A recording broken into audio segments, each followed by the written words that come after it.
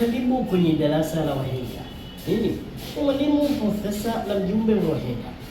Wahenga waliposema kidole kimoja hakivunji chawa, walimaanisha ushirikiano, nguvu moja ni msingi wa kuyapata mafanikio.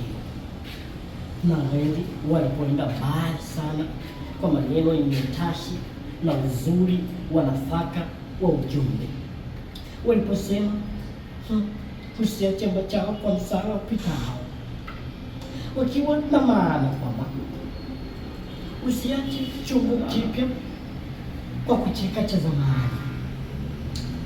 Pia hapo maana waliposema usiache chombo kipya kwa kupata cha zamani. Umeniroga.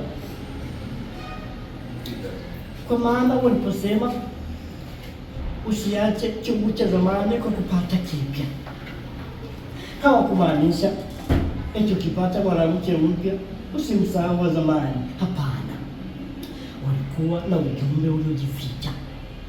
Wahenga waliponituma kama mjumbe, kama mwalimu, kama profesa, lengo lao lilikuwa ni kuhabarisha jamii na kuitoa kwenye matakwa mabovu. Lengo lao lilikuwa ni kuwa kweli.